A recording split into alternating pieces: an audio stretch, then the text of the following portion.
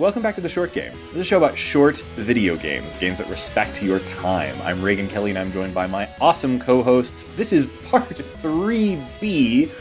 This is the second part of our third part. Structures are interesting. Of our IFComp coverage, and joining me this segment are Nate Heininger. How are you doing, Nate? I'm doing well, and I feel like we might have unnecessarily complicated our titling. I really did, yeah. And Shane, how are you doing, Shane, my bro host? Oh, man. I am good. I've been lost in a virtual domain where nothing but tetrominoes exist. You're going to have to expand on that for me, Shane. I'm glad you're okay. Yeah, there's a VR Tetris out, and it's real good, guys. Tetris in VR. It's a thing now. I really want to try that, but that's probably for another episode. Yeah, we've got to make that an episode soon. I just can't wait to talk about it. That is so far away from what we're talking about today. It's 180 degrees from what it we're really discussing is. On this episode. So as I mentioned a minute ago, this is part 3B. Well, this is originally going to be a single episode along with the segment with Laura, but that ended up being over an hour, and I don't know if this is going to run that long anyway, so I ended up splitting it apart. I probably should have made these just 3 and 4, but, you know, that's hindsight. So here we are in IFComp part 3B, and I'm talking to Nate and Shane about the last few games that we can sneak in before the close of the comp on November 15th. Man, now we are a podcast that has a more complex structure than some of these IFComp games. It's true. Sorry, guys. But anyway, it doesn't really matter. Who wants to go first? What have you played? Yeah, I'll go first. I haven't been on the past couple episodes, but that doesn't mean I have not been playing these games. The first one that I want to talk about is a game that I was really, really excited to play. It's called The Origin of Madam Time by friend of the show, Mathbrush. So, really great contribution to this year's competition, and a really, really interesting sort of setup for how this game came to be. One of the reasons I was really, really excited about it is because it is a sequel to a game from last year, or sort of a sequel, I'll explain in a second, to a game called The Owl Consults. That game was by Thomas Mack, Nick Mathewson, and Sydney Hamilton, and I absolutely loved that game. Refresh my memory on that one, because I don't think I got to play that. Yeah, so that game, you play as a sort of assistant to superheroes, or like mentor to superheroes. Yes. And the way the game works, it's super clever, and it's still one of my favorite IFComp, or just interactive fiction games that I've played, is that you play as the owl, and superheroes, while they are out in the world doing their superhero thing, when they get into a predicament, some sort of problem, they would reach out to the owl, who would then help them through their whatever situation that they are in. By phone, which I really loved about that game. It's like a help desk. It is like a help desk. And it's so funny because it also makes sense for interactive fiction, because they are asking for help and you are providing it, and you're typing out, it's a parser game. So you're typing out like actions, like try this, do this, just like someone who's giving support to, like an app support or whatever. But you're helping superheroes get out of problems. And like there was, one of the early ones is that you're a changeling, like someone who can metamorphosize into animals, but they have to touch them. They're in a cage, and you help them realize that there's like a octopus nearby. They touch the octopus, and that makes it where they can squeeze through tiny bars. They're able to get out of the cage, and so on and so forth. And the game was just really, really clever, and it like almost recontextualizes like interactive fiction games, like parser games. It makes it where there's actually a reason why you would be typing these things in, and not just like that was all that you could do in the 80s when games were first being made, so we're still doing it now.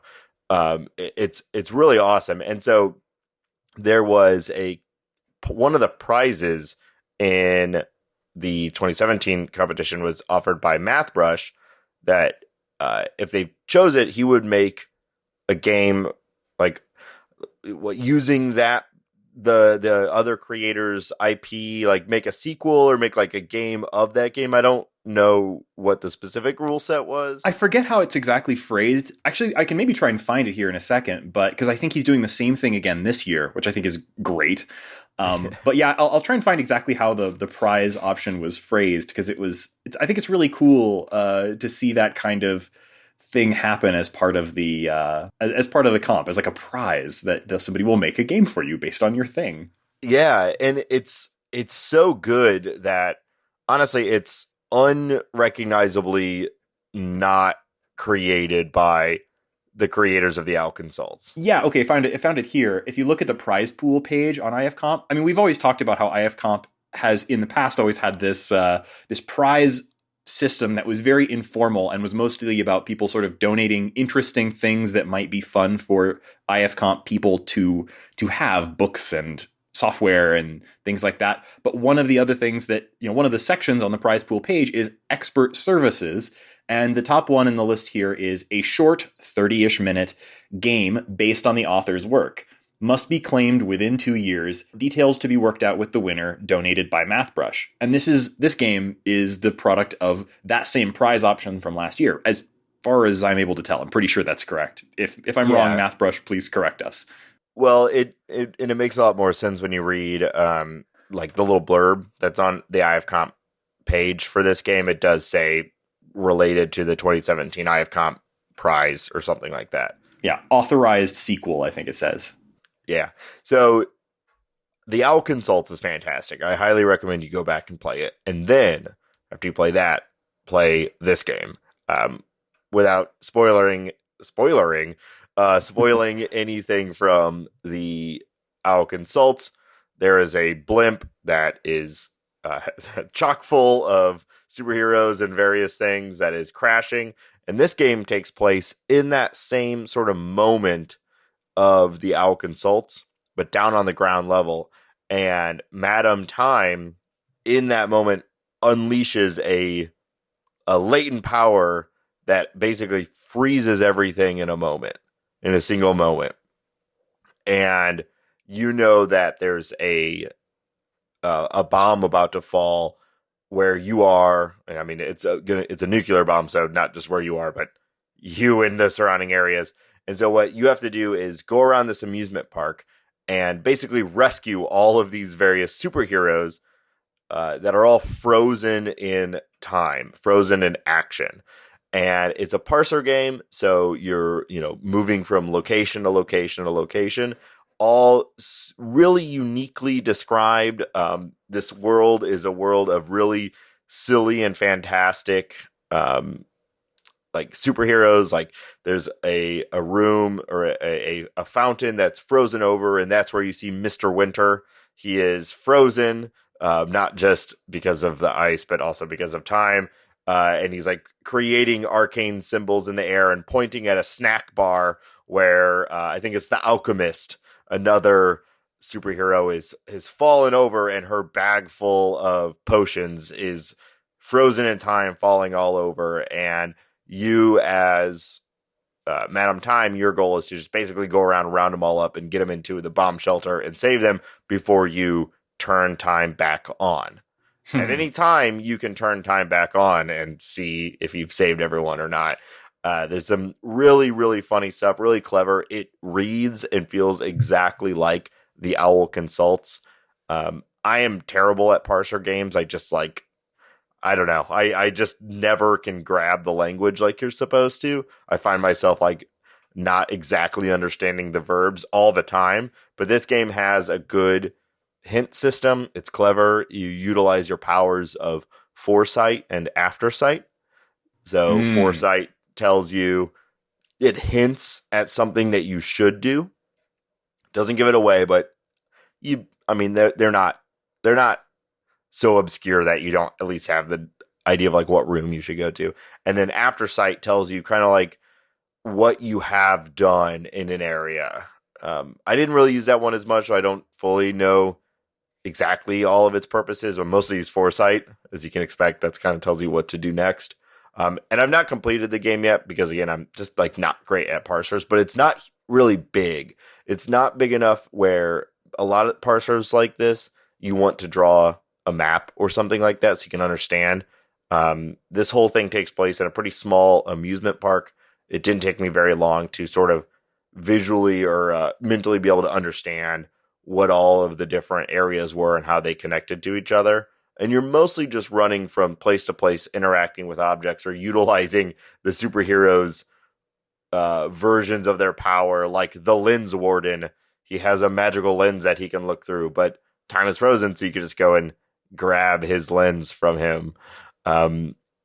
It's worth playing. I really enjoy it, and it wouldn't surprise me if Mathbrush's own like prize ends up being pretty high on the vote itself.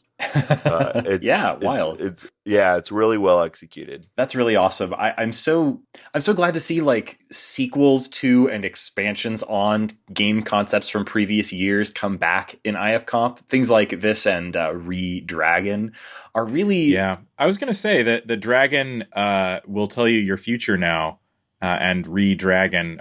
That's a in one sense, like I'm starting to notice more of the like meta stuff of this contest because we've been covering it for a few years. So it's probably just that they've probably heavily gone meta throughout its history.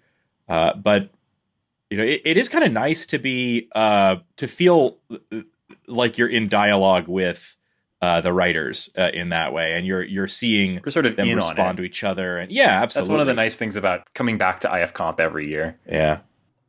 Well, as a bit related to the games that you were talking about, Nate. So you were talking about with specifically the Owl Consults, how it kind of recontextualizes the parser as this as this phone call, basically. A game that I played for the comp this year that also kind of recontextualizes the parser in a really interesting way is a game called Terminal Interface for Models RCM 301 to 303 by VigiMech Corporation. And it's credited as such, although if you dig into the game, lead design and programming is by Victor Guichbers? Apologies in advance, Victor, if I mangled your name. So this game has really got a really good idea behind it, which is that this is a game about controlling a mech. First of all, I'm all for it, right? I'm 100% in on a game about controlling a giant robot, A+.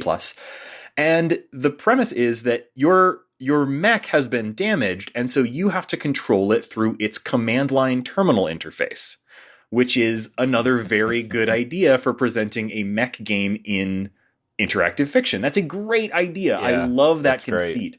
Great. The game didn't 100% work for me, and I'll kind of explain why. It's got some really good ideas and really good execution, and then there's some things about it that made it kind of difficult for me to really properly enjoy, and so I ended up kind of falling off of it about halfway through. So, but I do think it's definitely worth exploring, because probably other folks will feel differently about some of that stuff and be more engaged with it than I was. So I do want to start by telling you everything about it that I think is great and brilliant. And so first of all, when you boot it up, it starts with a menu interface, which you don't actually see that often in parser games. This is a parser game. It's built in Inform. You can run it in an interpreter like Electrote or Gargoyle or Frauds, etc. But it starts with a menu screen where you can kind of go through and see the menu screen information about your mech. And then you can enter its control interface. And you're constantly in the game getting error messages about not being able to get any visual information. So your mech is blind, but you are accompanied by an NPC whose name is escaping me at the moment. Sorry, I thought I had it here, but I don't have his name. But anyway, you're accompanied by this NPC throughout the entire game, who is, I think, also in the mech with you, but can see out. It's a little unclear to me exactly where he is for some of this. But he's giving sort of a running commentary and trying to describe the scene around you so that you can interact with the world, even though you can't see it. So you can give your mech commands, basic stuff like go north, or, north, south, east, west. Also things like, pick up crate, that kind of thing. One of the things I think is interesting here that we're seeing in not a few games, is recontextualizing the parser as you as the player character giving instructions to someone else. Exactly. So Here you're giving instructions with the to owl the consults. mech. It's the same thing. And I think that's kind of interesting as a way to put you more in character, as the player character, rather than as an omniscient controller of the player character. Yeah, you're actually in the game. The choices that you're making is you, not. Can you think of any other games than this and the Owl that have done that? I mean, I definitely played parser games that sort of play with that context, but I'm not on the spot. I'm having a hard time thinking of good examples, but I do feel like it's a great way to bring that parser to more. I mean, I don't necessarily think it necessarily makes the audience broader, but it does at least sort of take away some of the abstraction that might be off-putting to people. If you don't like parser games, maybe it helps if that parser, it feels, I don't know if diegetic is the right word. It also kind of blends away some of the oddity of a parser, because it makes more sense that you would have to speak in a odd way to a mech that you're controlling from a command line. Exactly. Just having that sort of, we talked last year a lot about limited parsers, games with a sort of a limited verb set, and how that sometimes makes approaching a game through a parser easier. Something like the Wizard Sniffer, where your verb set is limited down to pretty much walking and sniffing, and it's a little different than that than like something like the Owl Consults or like terminal interface here. But it's at least kind of taking the parser and doing a different take on it than the sort of theoretical 80s idea of let's have a parser that can understand any potential words and phrases you might throw at it, and kind of acknowledges that like that's not really feasible. But if we give the parser some context, or even just sort of tell you what your limits are within that parser, then you have an easier time using it to get around. Well, and it's just, and I'm speaking personally here, but I think it's part of why we're seeing these limited verb things. It's just kind of, it's not fun to just sit there and be like, look at door. And it's like, I don't see a door. You're like, look at doorway. It's like, oh, you see a da da da da da da da da da. And it's like, it's just really frustrating to know what you want to do and just not know how to do it. And it's not even like a puzzle. It's just like, I literally can't. I don't know what you want me to type, but I know what I want to do. Yeah, and to their credit, like I have not had that experience once with the parser games I played this year. Although actually, come to think of it, I think I've played fewer parser games this year than I did last or maybe the year before as well. Might just have been sort of random chance of how I was picking them. But also, I think maybe we'll talk about this later. There's a lot more styles of choice-based games than there have been in some years past. Like a lot of diversity with the choice-based games. So maybe that's just letting folks sort of try new approaches, and maybe there's less parser stuff because of that. Yeah. I mean, I ran into it a little bit even with The Origin of Madame Time, like having a difficult understanding exactly what I was supposed to write. But I also, as I said when I was talking about that game, I'm just not really good at parsers, I think. So they're additionally frustrating to me. They can be tough. And because when I had Molly next to me and she was like, no, you just type this. And it was like, oh, okay. So, that why doesn't it say that? Yeah. Why you should have told me that that's what I have to say, but I'm not going to go down that again. But like, so I can see why, they are getting more and more trimmed down or adding more context and trying to make them more, trying to make them more fun and more like, why are you doing this? So all of that said, the things about the terminal interface for models RCM 301 to 303 by VigiMech Corporation, where it kind of fell down for me. And like I said, I think other folks might approach this game differently and enjoy it more than I did. Because I definitely think it's well constructed and well done. First of all, it's constant chit chat with the NPC. And because the NPC is your only window into the world around you, you have to rely on his descriptions for telling what you need to do and how you can possibly do it. And some of that is some of the charm of the game. For example, like having a kind of an unreliable narrator built into your parser is an interesting idea. For example, like when you first get out of the first room, he's talking you through everything. And I'm going to try and read this bit to you because I thought it was very funny, but also I think it'll give you a sense of one of the struggles I had with the game. We're in a narrow hallway, boss. Well, not that narrow. Bigger than the one back at my flat, to be honest. Not that that's too hard, mind you. I can't really hardly call the place spacious or anything, though God knows I pay Mrs. Hughes enough every month, especially given the state of the plumbing. You wouldn't believe the noises it makes at night. A bit like... but more menace, you know? Hard to sleep when your own shit's gurgling threats in your ear, let me tell you. Anyway, this hallway. It's sort of wide, but also a bit narrow for the mech, is what I'm saying. The door is to the south and the hallway itself bends to the left, so that would be northeast, I guess. No signs of the explosion here, so I'm starting to like the odds of the girl still breathing. As for stuff, only thing here is one of those disposable overalls, but it won't fit the mech. And then, you know, first of all, I have to scan through that and tell, okay, my exit is to the northeast. Yeah, exactly. Like, I mean, that's literally the thing that killed this game for me. Like, first of all, that's funny. That's good text. That's a good NPC. Yeah, that's good. But I had to scan through all of that text in order to tell that my exit was to the northeast. And, okay. Like, what would do it for you? If they just took northeast and put it in bold, would that do it for you? Well, they put some things in bold. They put the word disposable overalls in bold, but you can't do anything with the disposable overalls that I could tell. That's like it's like Borderlands, the interactive fiction game. You know, kind of, yeah. But okay, so here's the other bit that's very... and the game was obviously aware that this was a challenge it was throwing at its players. This is very intentional. Because, for example, you read that text, and then I typed in NE, enter. And it says... Error. GPS indicates movement did not happen. And the NPC says, ouch! Holy bejesus, doesn't that thing know it shouldn't walk into walls? Anyway, make that northwest, boss, not northeast. Guessed compass directions ain't exactly my cup of tea. You moron.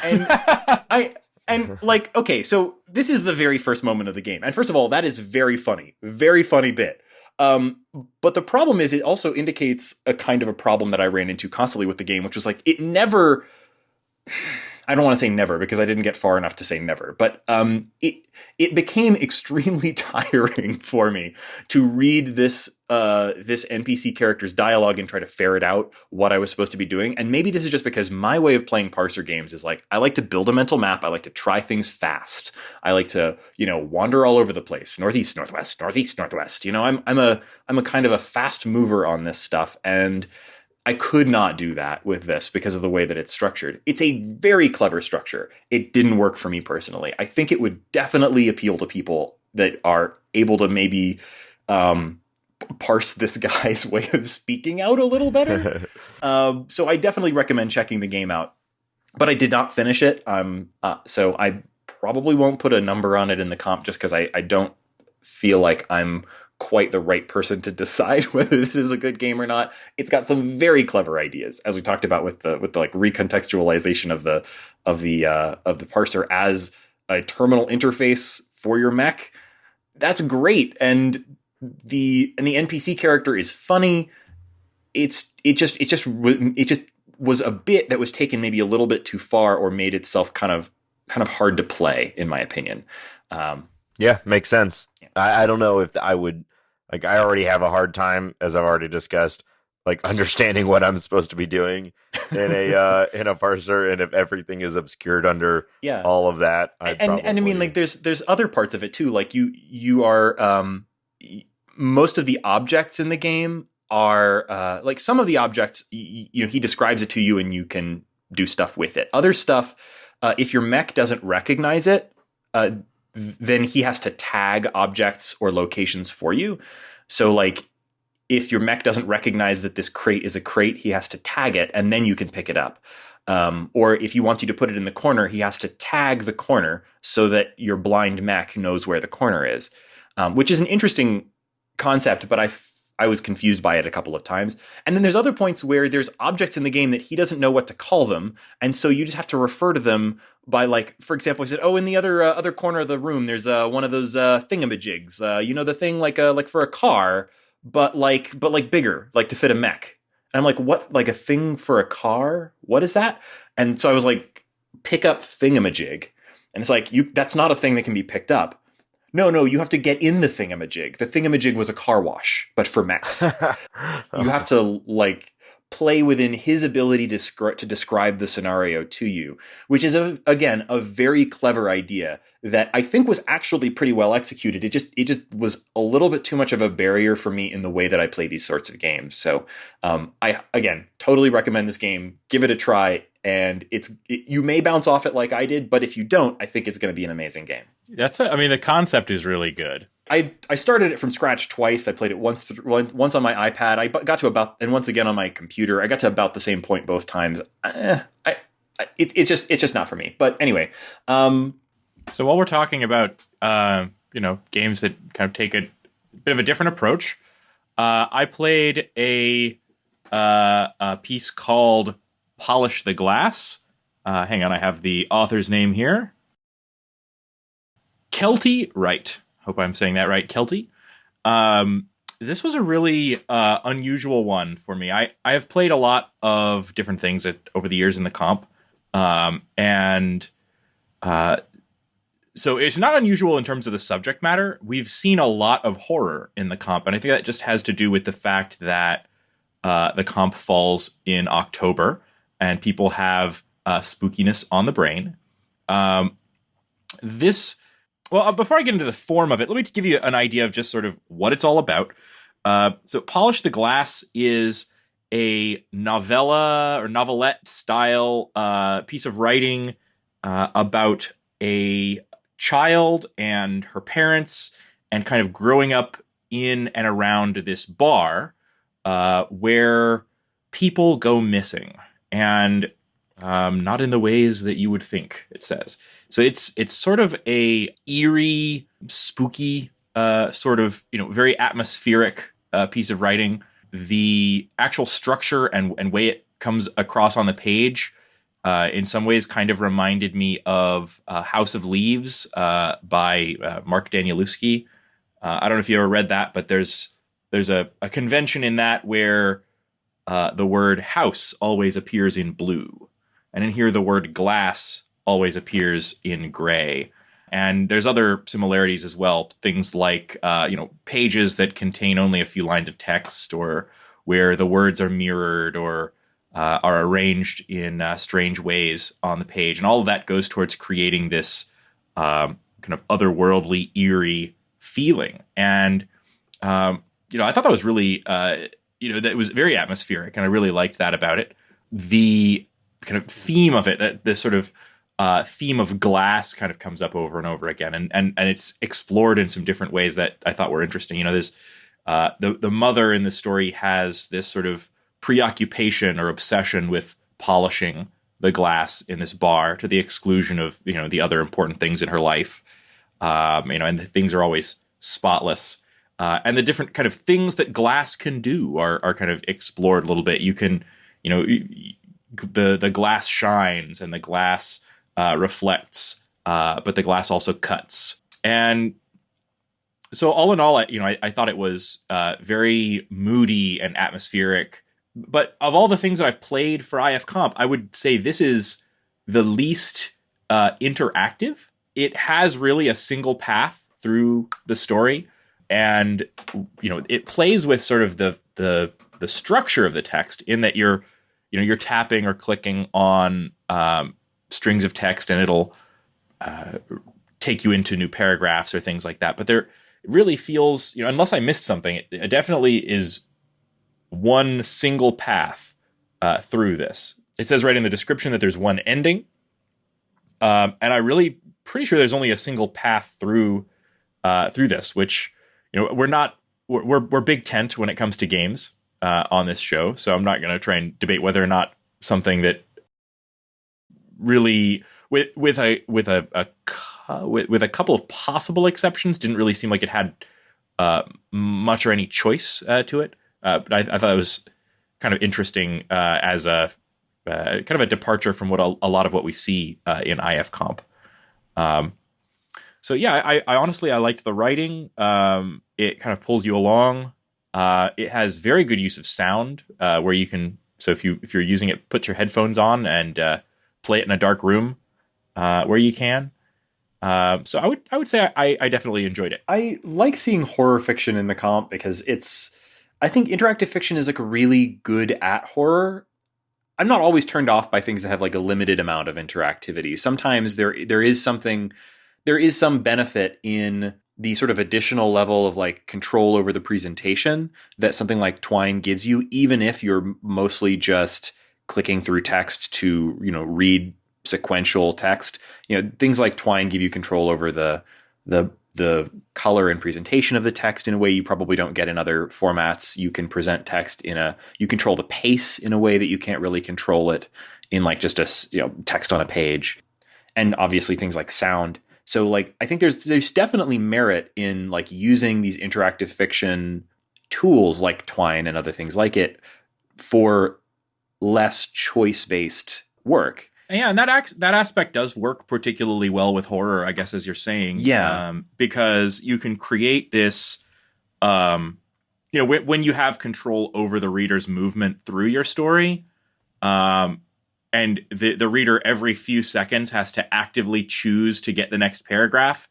If you can really inspire dread in your reader, like you're giving them a moment of like pure dread every time they click essentially next to get that next little drip. So that part is really neat. Yeah. On Twitter, Hannon I never know people's name pronunciation, so apologies. Hannon Andrisek, who's been in the comp before. He had a thread of game recommendations, and he recommended this game, saying that it was structured a bit like My Father's Long Long Legs. Did you guys ever play that? No, but there happened to be some long parental legs in this as well. Oh man. Just as a interactive fiction recommendation, if you like horror interactive fiction, My Father's Long Long Legs is a real spooky game, and it's another one where it's been a while since I played it. I don't think there's almost any choices to make in that game. It's pretty linear, but it's a really spooky presentation that leads up to a really haunting image at the end that just very, very effective. And I clicking through a little bit of Polished Glass, I feel like it definitely, I mean, I don't know if that's a specific inspiration here, but it definitely kind of has the same vibe a little bit. I should go and check that out. I guess we're out of October, so I can put my spooky things aside for the next 12 months. But no. Halloween lasts until Thanksgiving. That's my policy. And then that's a good point. And then Thanksgiving lasts until just before Christmas, and then Christmas lasts all year in your heart. That sounds about right. What's our next game? That was heartwarming. So next, I'm actually going to run through a series of games that I played. I actively searched for games that had the sort of time limit. As you know, they'd have the little blurb that tells you the expected time. I was looking for just as many of those really short ones, 15 minutes or less, or 30 minutes or less, just to experience as many different games as I could. So I'm going to run through some of them right now. The first one that I played was a game called Campfire Tales. It's by Matthew Deline. It's sort of like, so it's almost like a Mad Libs for Campfire Tales. You know, the kind of things that you would tell, like, in a nearby park, a park not much unlike this park that we're in now. There was a house with a man, and you could hear him crying. You know, those like really dumb stories that you tell around a campfire. And when they pulled her out of the burning wreck, her face looked like this. Yeah, exactly. There was a hook stuck in the door. You know, those things. It's that, but it's procedurally generated, and there's constant little opportunities to put in whatever name you want.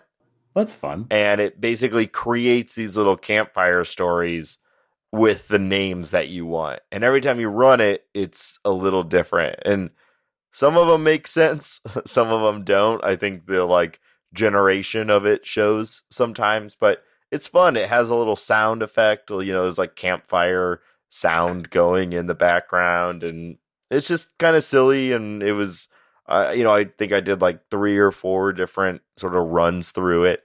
I could see it being fun to just be sitting with people like you would with a campfire tale, and do it and do exactly that. Like read it, ask the group for a name. It'll be like, what's a name? It'll say, not your name. And then it'll be like, what's the name of someone you don't like? So then that name becomes like the villain, or something bad happens to him. Just kind of how I play Oregon Trail. Yeah, exactly. So it was fun. It's not really what you usually look for in these sorts of things. It's not a moving experience, or like innovative, I don't know, silly experience or whatever, but it was fun. And I think it was cool, and I'm glad that Matthew made it.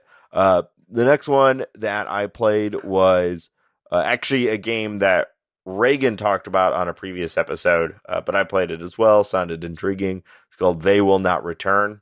Yes, I talked about that one on part 2 of our coverage. I really liked it. Yeah, so I won't, if you've already listened to that episode, I won't go too much more into it. I'm assuming you've listened to episode 2 before listening to episode 3B, or whatever we're calling this one. But I'll just say I really, really enjoyed it. It made me think of like Wall-E, but before all the stuff that the fun part of Wall-E that we saw. The bad part of Wall-E. Yeah, right. The like month and a half, or however long it is, where Wall-E thinks, that it's still doing its job purposefully. And also it was pointed out to me by Molly that there's a Ray Bradbury short story called, it's called There Will Come Soft Rains. Oh, this had a very Ray Bradbury kind of feel to it. Yeah. But I don't think I've read There Will Come Soft Rains. I haven't either, but apparently it's about a smart house that continues being a smart house well past its occupants being there. And so that sounds really interesting. And I love this sort of sci-fi, post-apocalyptic sort of thing. And I thought it was really cool. I thought it was really clever. I played it all the way through the end, which I really enjoyed the choices that you get to make. I just really enjoyed it. So I know, Reagan, you recommended it. I recommend it as well. It was one of the more interesting and complete pieces, I think, that I've played this year. The next game that I played is called smooch.click, which was by Devon Guinn, and it's rapid fire, very short, and it's basically supposed to recreate the feelings of having your first kiss, or having the first kiss with a partner. And it was nice. It's fun. It's real quick. You pick, are you going to be kissing he, her, or them / they? And which is always nice. You pick. I don't know how many options or how many iterations there are of what the scenario is, but every time I did it, it was a different sort of bite-sized situation.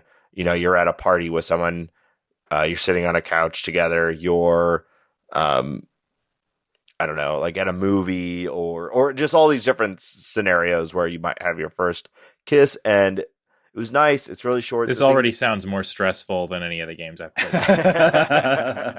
Well, to add to that stress, the one thing that stood out to me that I did think was clever is it's basically a little like parts. It's like part 1, part 2, part 3, and it's all short sentences, and it's like where you are and how you're feeling, and you get to select how you're feeling or what it is that you do, but it's rotating. It's constantly switching. So it's like you are feeling, and then it'll be like really excited, and that sits there for a second. Then it swaps out to, bloated and stressed, and then that swaps out to like sweaty, and you watch all three of them go by, and it does add just a little bit of a frantic energy to it.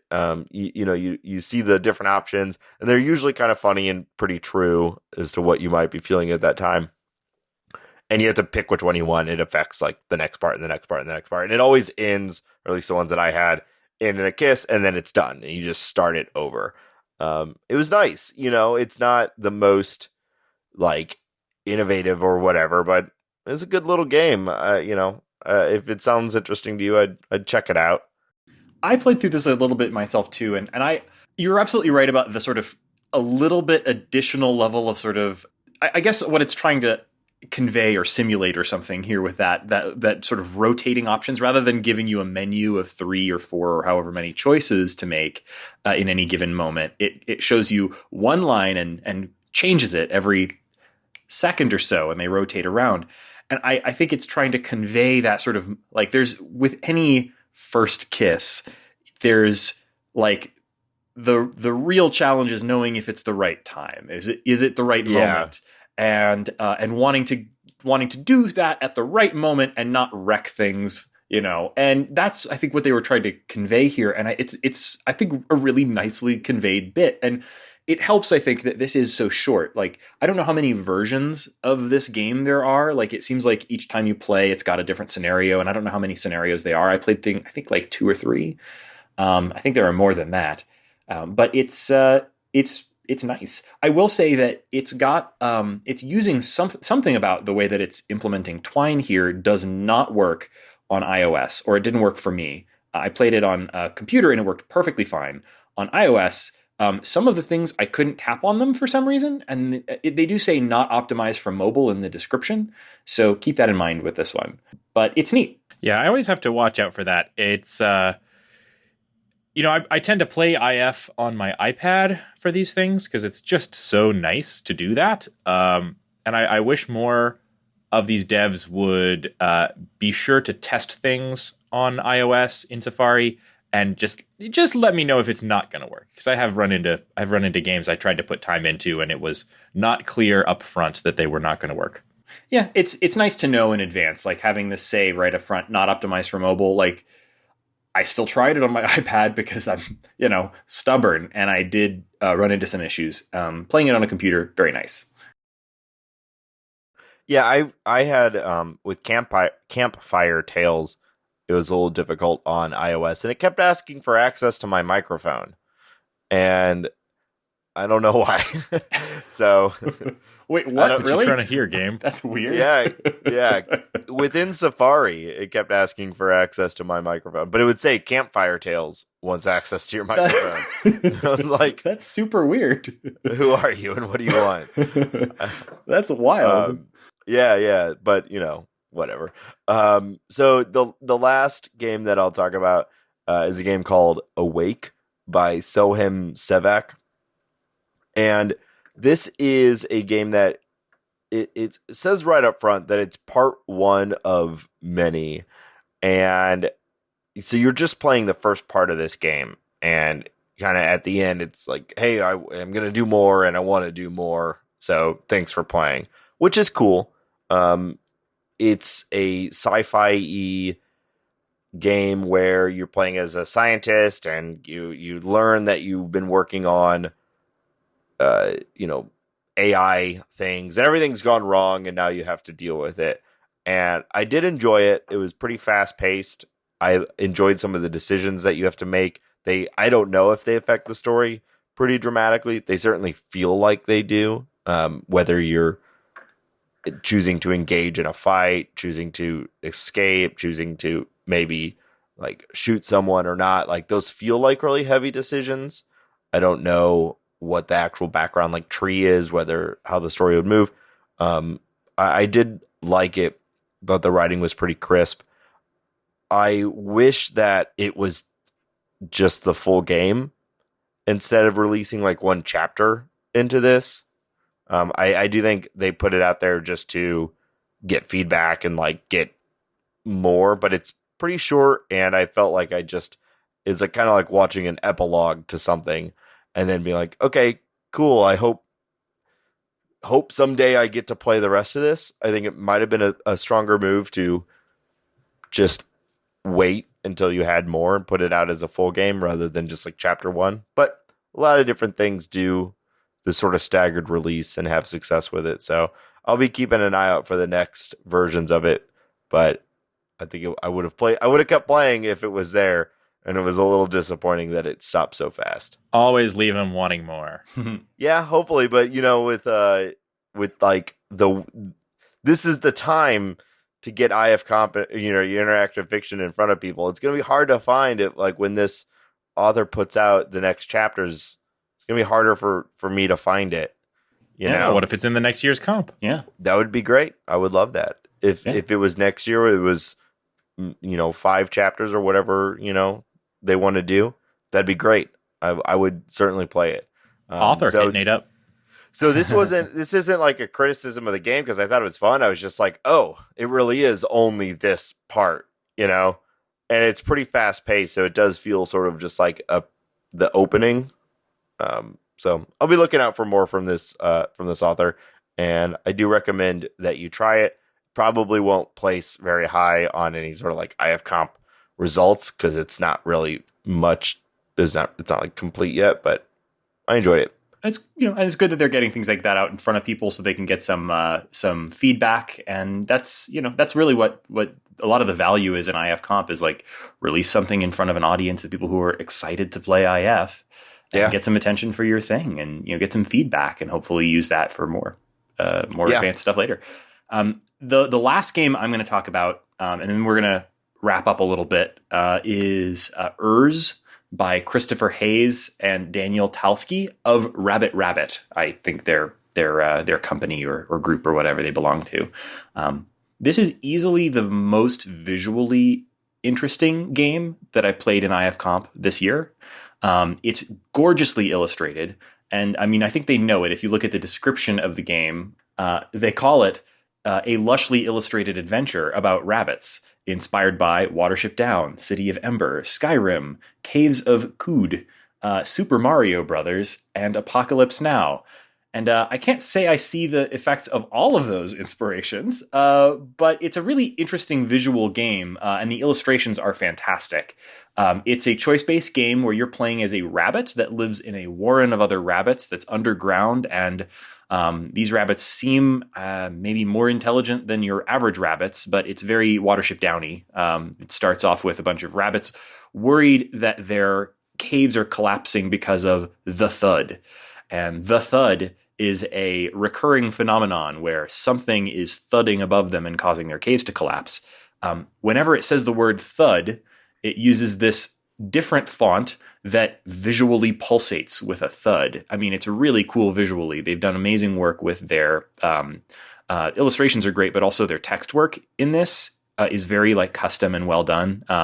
So like custom stuff like the visually animated thud whenever they refer to the thud, or the whenever the dialogue is presented, certain characters that I won't explain too much about have really cool looking text that kind of visually pulses with color and subtly moves back and forth on its axis. Like there's really interesting animation going on just with the text, on top of the fact that this game has illustrations of the rabbit's warren and the world outside the warren that are like Dayglow, Outrun, like super wild looking, like really cool.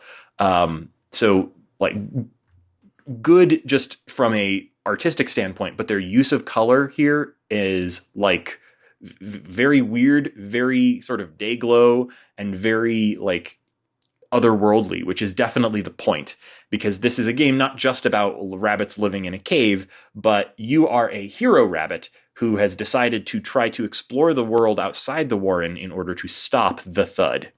And I won't spoil too much of the later part of the game, but it's about exploring the world outside the warren, which is not what you would expect.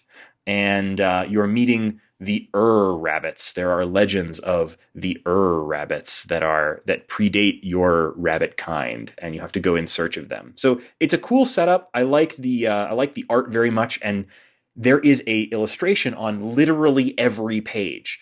Like, I have seen choice-based games that have a lot of illustrations, but this is almost an order of magnitude more than most other choice-based games. Every single page, and you know, when you're navigating through the Warren, there's different rooms. When you exit the Warren, there's different sort of areas, buildings, and things that you visit, and every one of them has an illustration. Every character that you speak with has an illustration. Sometimes there are multiple illustrations to show different events occurring in the rooms, or even there are sort of machines and other things that you interact with that have different states, and those are all illustrated so that you can see, you know, if I do this, this part of the machine turns green, and that happens on the illustration. So, like, lots of art, which is really impressive. I don't think that the story and like structure of this was doing anything that like really impressed me, but it kept me engaged throughout with the visuals. And so that's definitely saying something. So if you like rabbits, I would definitely check this out. I have no idea in what ways this was inspired by Super Mario Brothers or, you know, Skyrim. No idea. But I definitely recommend checking this out just for its visuals, which are great. Is your ultimate recommendation, if you like rabbits, check this game out? I guess, yeah. I mean, you know, if you like cool, very like I think almost any illustration from this game would have been right at home on like a t-shirt, and that t-shirt would have had glow in the dark ink. So if that tells you anything about the way that this game looks, and if that aesthetic appeals to you, check this game out. Visually, this game is awesome. Cool. Yeah, I like to see. We talk a lot about mechanics, and we talk a lot about, you know, the language that they use, and visuals are often a part of it, but not as. It's rarely the focus of these games. Yeah, and you know, interactive fiction makes sense. But like, it is interesting to see somebody take so much care with the art in what's, you know, nominally a text-based game.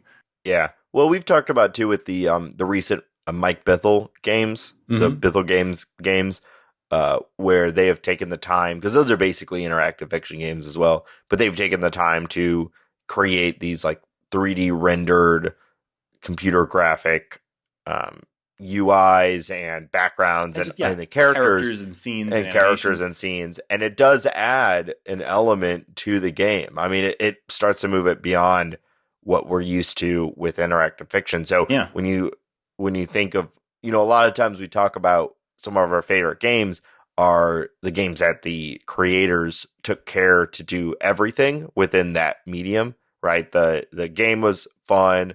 The story was good. The sound was great. The visuals were great. Like, did they do everything? And I do think probably long-term for interactive fiction, the writing is always going to be the focus because it's fiction that's in the name, but the games that can take it to that next level and have interesting sound, have interesting graphics, have interesting language and an interesting story will probably be the ones that are most likely to move outside of the interactive fiction sort of scene and become bigger, similar to like 80 Days, which is also, you know, essentially an interactive fiction game, but it's one of the best-selling iOS games. And I think it's not just because it's written really well, but it's a complete package. Yeah, absolutely.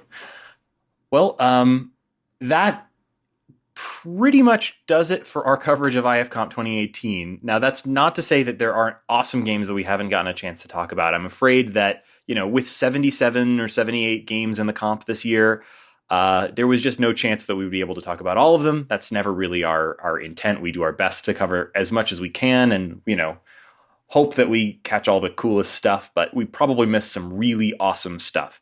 So we're always still interested in hearing from you, listeners. If you think there's something really cool that we missed out on this year, we want to hear about it because we want to play it. Maybe we could squeeze it in before we have to put in our votes at the last minute, which is what I always do. And that's pretty much going to be it for IFComp 2018, but we'll be back after the close of the competition to talk about what won and what placed how. We usually sort of do a last episode, maybe in a couple of weeks, to kind of wrap up the comp and talk about our impressions and where things placed and what won the Golden Banana of Discord and all of that. play games, and then go vote. Yep. Do it. Be a voter. Yeah. So, and thank you guys for listening to The Short Game. I know that with IFComp, we sometimes get a different crowd listening to the show, and we always appreciate you guys checking out the show.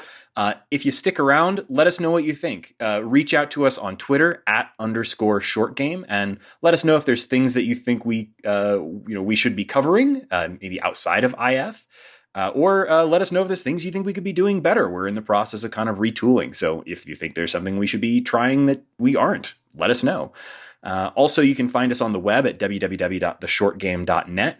That's an easy place to go and search our show notes page, which if you're interested in a particular game, if it's short and it's come out over the last, say, 5 years, there's a better than average chance that we've already covered it in depth. So go back and search our page. And hey, if you don't find what you're looking for, let us know. We want to know what short games people are interested in so that we can talk about them on the show.